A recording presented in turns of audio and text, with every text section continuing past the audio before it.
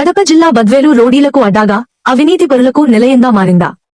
బద్వేలు చరిత్రలోనే తొలిసారిగా నవంబర్ 22న ఒక సంఘటన చోటు చేసుకుంది.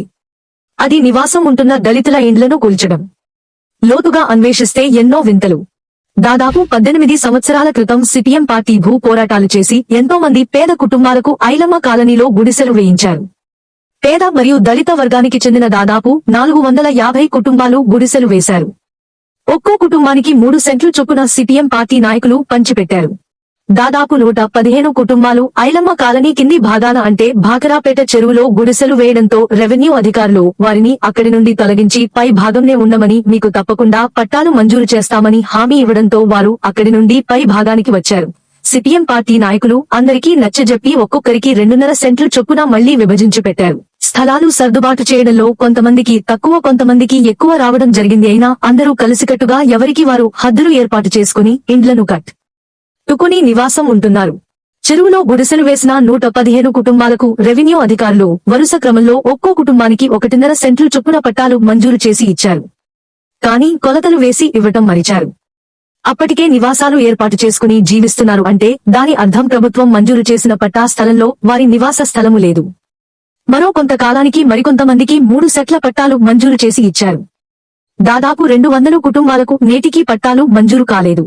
2014 మరియు 2015 మధ్యకాలంలో మున్సిపల్ అధికారులు ఇంటిని నిర్మించుకుని నివాసం ఉంటున్న వారికి డోర్ నంబర్లు మంజూరు చేశారు. అలాగే విద్యుత్ శాఖ వారు మీటర్లను మంజూరు చేశారు. గుడిసెలలో నివసించే వారికి డోర్ నంబర్లు మంజూరు చేయలేదు.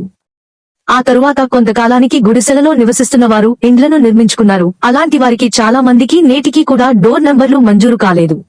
ఇక నాయబ్ విషయానికి వస్తే పొద్దుటూరు నియోజకవర్గంలోని ఎర్రవల్లి గ్రామంలో నివసిస్తూ పొద్దుటూరు పట్టణంలోని విద్యుత్ కార్యాలయంలో ప్రభుత్వ ఉద్యోగం చేస్తూ విధులు నిర్వహిస్తున్నాడు. ఇతను బద్వేలు పట్టణంలోని చికెన్ సెంటర్ నిర్వహిస్తున్న జాఫర్ కుమార్తెను వివాహం చేసుకున్నాడు. అలా బద్వేలులో అడుగుపెట్టిన నాయబ్ బ్రహ్మం గారి మఠం కాలజ్ఞాని వీరబ్రహ్మేంద్ర స్వామి బద్వేలు బస్తీ అవుతుంది అన్న మాటలను గుర్తు చేసుకుని బద్వేల్లో పాగా వేయాలని నిర్ణయించుకున్నాడు. ఒక 1000 రూపాయలు విలువ చేసే కోడిని పట్టాలంటే 2 రూపాయలతో గింజల్ని ఎరగా వేయాలి. వస్తే ఒక 1000 రూపాయలు, పోతే 2 రూపాయలు అని అత్తమామలు అల్లుడు నాయబ్కు సలహా ఇచ్చినట్లు ఉంది. నాయబ్ బాగా ఆలోచించి బద్వేలు పట్టణంలోని రోడీ షీటర్లతో స్నేహం చేసుకుని సమస్యలు ఉన్న స్థలాలను అతి తక్కువ ధరకు కొనుగోలు చేయటం, దౌర్జన్యం చేసి పూర్తిగా స్వాధీనం చేసుకుని లాభాలతో అమ్ముకోవడం చేస్తూ ఉండేవాడు. ఈ క్రమంలోనే 3 నెలల క్రితం ఐలమ్మ కాలనీలోని మసీదు వెనుక వైపు నివసిస్తున్న గంగాధర్ ఓబయ్యలపై దాడి చేసి ఈ స్థలము మాది, ఖాళీ చేయండి అని బెదిరించాడు. ఇరువురు ఇంట్లో లేని సమయంలో మాజీ ఎమ్మెల్యే విజయమ్మ పిఏ ఫరీద్ సహాయం తీసుకుని తన రోడీ మూకలతో ఐలమ్మ కాలనీలోని దళితుల ఇండ్లను ధ్వంసం చేశారు. విషయం తెలుసుకున్న బాధితులు బద్వేల్ పోలీస్ స్టేషన్లో ఫిర్యాదు చేసిన పట్టించుకోలేదు. ఎస్పీ ఆఫీసులో ఫిర్యాదు చేసిన ఫలితం లేకపోయింది. సిపిఐ నాయకులను ఆశ్రయించగా వారు పరిశీలించి ఖండించారు. దాదాపుగా 16 సంవత్సరాలుగా ఇక్కడే ఇల్లు వేసుకుని నివాసం, ఇంటి పన్నులు కడుతున్నారు, కరెంటు బిల్లు కడుతున్నారు. అయినప్పటికీ కూడా కొంతమంది ఈ ముస్లిం సోదరులు మాకు పట్టాలు ఉన్నాయని చెప్పేసి ఇక్కడికి వచ్చి వాళ్ళు కాపురం ఉన్నటువంటి ఇళ్లను తోసేసి వాళ్ళ ఇంట్లో ఉన్నటువంటి సామాన్లు అన్ని కూడా బయటికి లాగేసి ధ్వంసం చేయడం జరిగింది వాళ్ళు లేని టైంలో. సిపిఐ నాయకులు ఇమ్మానులు ప్రెస్ మీట్ పెట్టిన మరుసటి రోజు అన్ని పత్రికలలో ప్రచురితమైంది.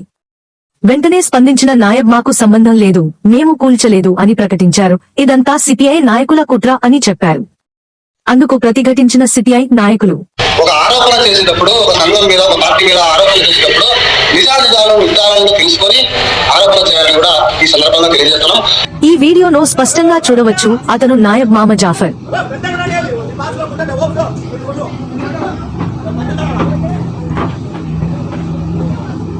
పక్క వైర్ పడుతుంది.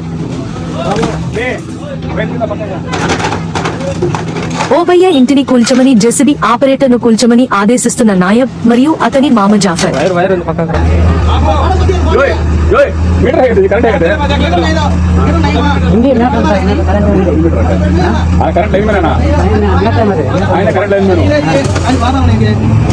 కెమెరా వెనుక వైపు నుండి ఆయన లైన్మెన్ అని చెబుతున్నది మరెవరో కాదు, అధికార పార్టీ టీడీపీ అభ్యర్థి మాజీ ఎమ్మెల్యే విజయమ్మ గారి పిఏ ఫరీద్. విద్యుత్ శాఖలో ప్రభుత్వ ఉద్యోగం చేస్తున్న నాయబ్ మరియు అతని కుటుంబ సభ్యులు కలిసి దళిత మహిళలతో వాగ్వివాదానికి దిగింది వీడియోలో చూడవచ్చు. నాయబ్, జాఫర్ మరియు ఫరీదులు అనుకూల పత్రికలో మేము కూల్చలేదు అని తప్పుడు ప్రకటన ఇచ్చినంత మాత్రాన నిజం అబద్ధం అవుతుందా?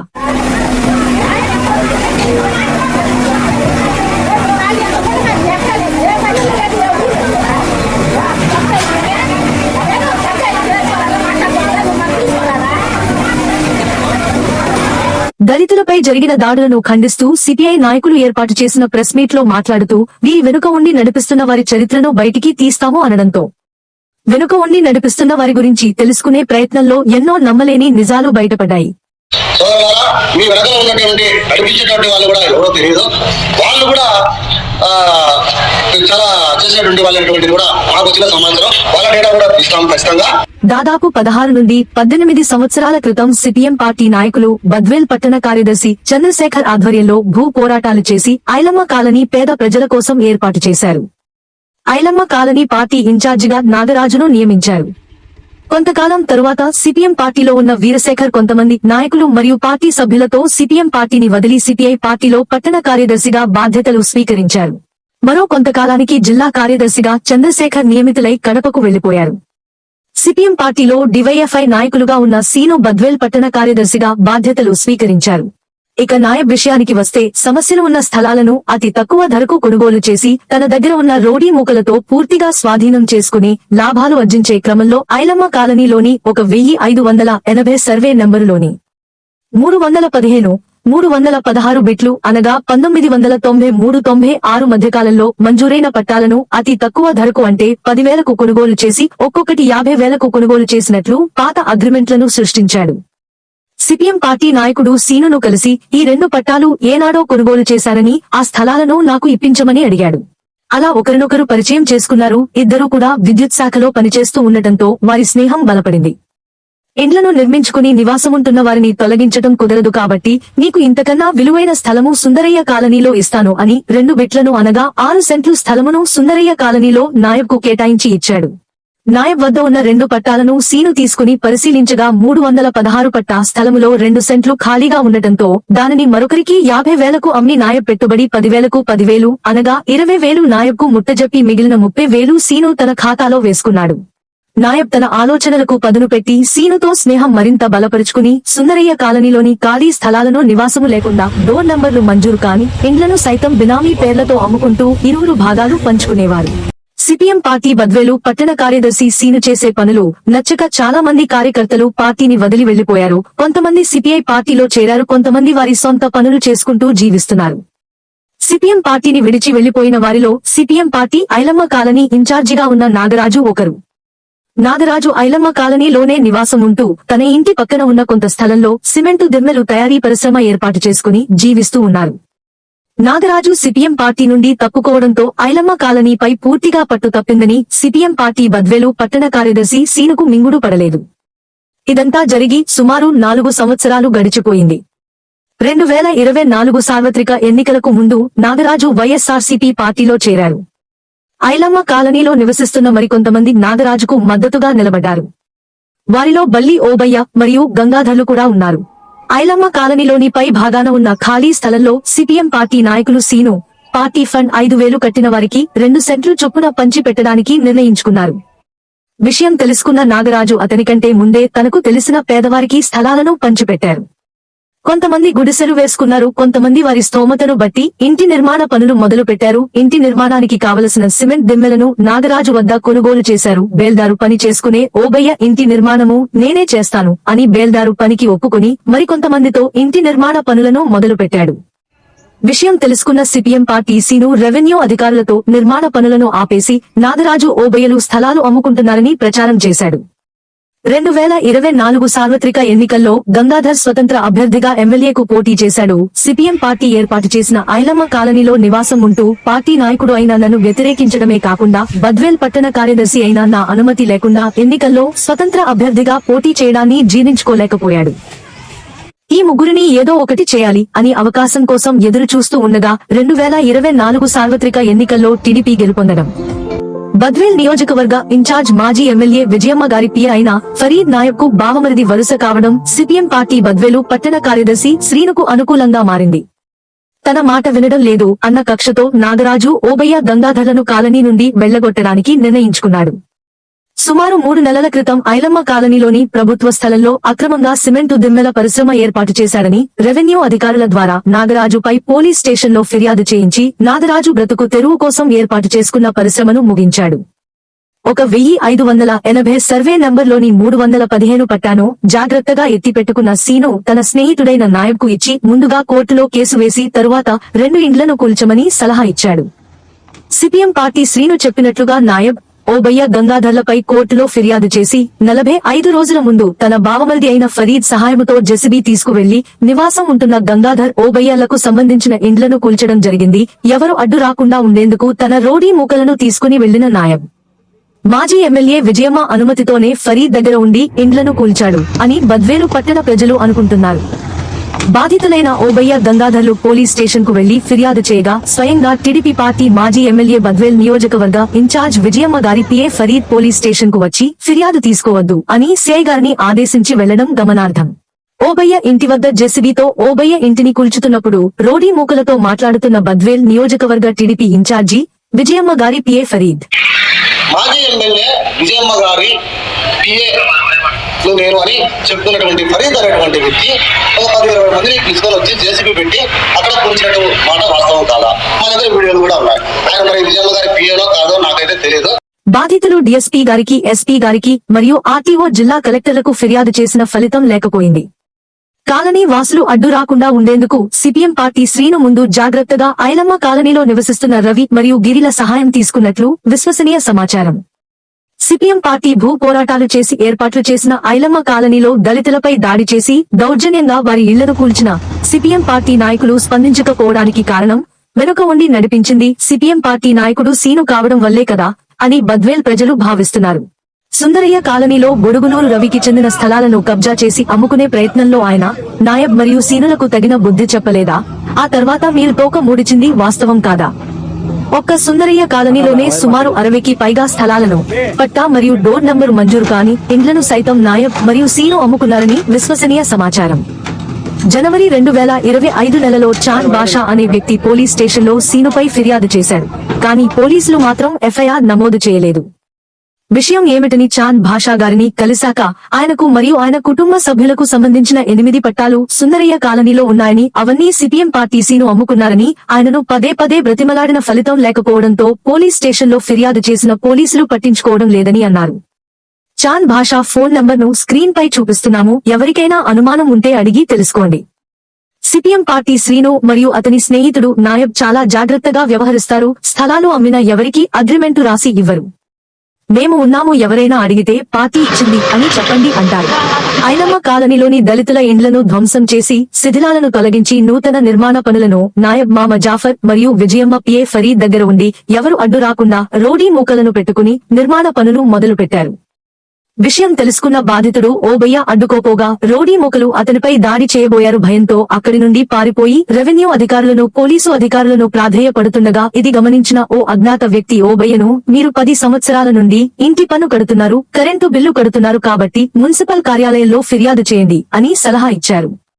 వెంటనే పరుగున మున్సిపల్ కార్యాలయానికి చేరుకున్న ఓబయ్య అధికారులకు జరిగిన విషయం అంతా చెప్పి ఫిర్యాదు చేశారు. విషయం తెలుసుకున్న ఓ మున్సిపల్ అధికారి వెంటనే ఐలమ్మ కాలనీకి చేరుకుని నిర్మాణ పనులను ఆపు చేయించారు.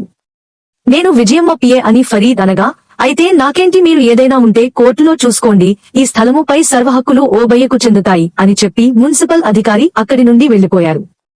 మరుసటి రోజు పొద్దుటూరు నుండి బద్వేల్లోని ఐలమ్మ కాలనీ వద్దకు చేరుకున్న నాయబ్ మున్సిపాలిటీలో కంప్లైంట్ ఇచ్చింది. ఎవరు పనులను ఆపిన అధికారిని ఏమన్నాడో మీరే వినండి. నిన్న నేను లేను, వచ్చి ఆపుతావా పని? వచ్చు మున్సిపాలిటీ గారు ఎవడో రమ్మను. మున్సిపాలిటీ గారు ఎవడో నాకు చెప్పు. రమ్మ పొద్దు నుంచి చేస్తాంటే ఎత్తలేవాడు. మున్సిపాలిటీ వాడు వచ్చి ఆపి వాళ్ళ ఆయన మున్సిపాలిటీ కొత్త పెట్టాల్సిందేగా. పెద్దాంలే అది కూడా చూద్దాంలే అంట, అది కూడా చూద్దాంలే. ఏ మున్సిపాలిటీ వాడు ఇదికి వచ్చినాక ఒరే ఎవిపుకు నా కొడుకు నుంచి వేసుకుంటారా అని చెప్తాలి. అది కూడా ఏ మున్సిపాలిటీ వాడు ఇదికి వచ్చినాక ఒరే ఎవిపుకు నా కొడుకు నుంచి వేసుకుంటారా అని చెప్తాలి. అది కూడా ఏ మున్సిపాలిటీ వాడు ఇదికి వచ్చినాక ఒరే ఎవిపుకు నా కొడుకు నుంచి వేసుకుంటారా అని చెప్తాలి. అది కూడా మున్సిపాలిటీ వాడు ఇదికి వచ్చినాక ఒరే ఎవిపుకు నా కొడుకు నుంచి వేసుకుంటారా అని చెప్తాలి. అది కూడా ఐలమ్మ కాలనీలో నివాసముంటున్న ఓ దళిత మహిళ ఏమిటయ్యా ఈ దౌర్జన్యం అని అడిగినందుకు ఆమెను కొట్టి చంపుతాను అని మరియు నీ ఇంటిని కూడా దబ్బేస్తాను అని బెదిరించాడు. మీ మామదా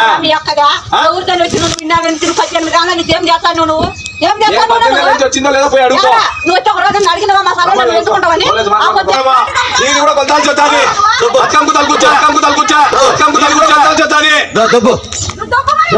దొబ్బుతానో లేదో చూడు మళ్ళా, దొబ్బుతానో లేదో చూద్దాం అట్టేను, దొబ్బుతానో లేదో చూడు మళ్ళా, దొబ్బుతానో లేదో చూద్దాం అట్టేను.